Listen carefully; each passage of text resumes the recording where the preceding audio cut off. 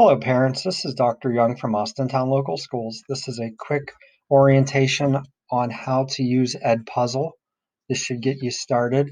If you received an email from your teacher with a class join code, I'm going to show you how to use that.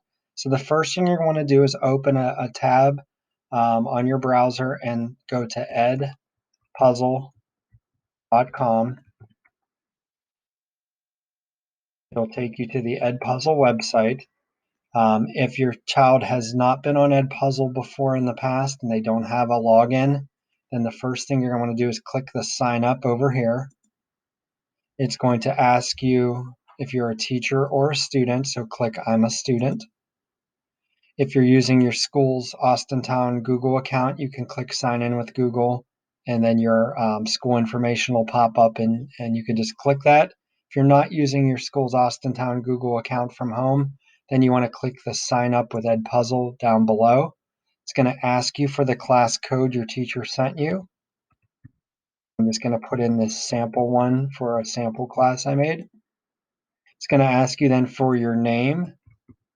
This will be your child's first and last name. This is putting them in their teacher's Edpuzzle classroom, and then your child can make up a username and password, whatever you can come up with for your username and password. Just make sure to write that down, and you can always uncover the eye to see what your username and password. And again, write this information down. The next time you log in, you won't have to go through all these steps. You'll just go to log in, put in your username, put in your password. It'll take you right to your class.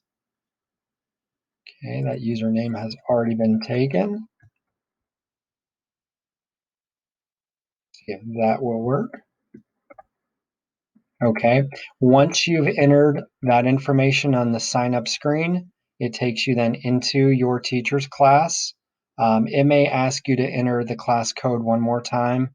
And then once you're in the class, you'll see the name of the class at the top. You'll see any assignments that are due, any assignments that need done but don't have a due date, and then any of your completed assignments show up in this third one.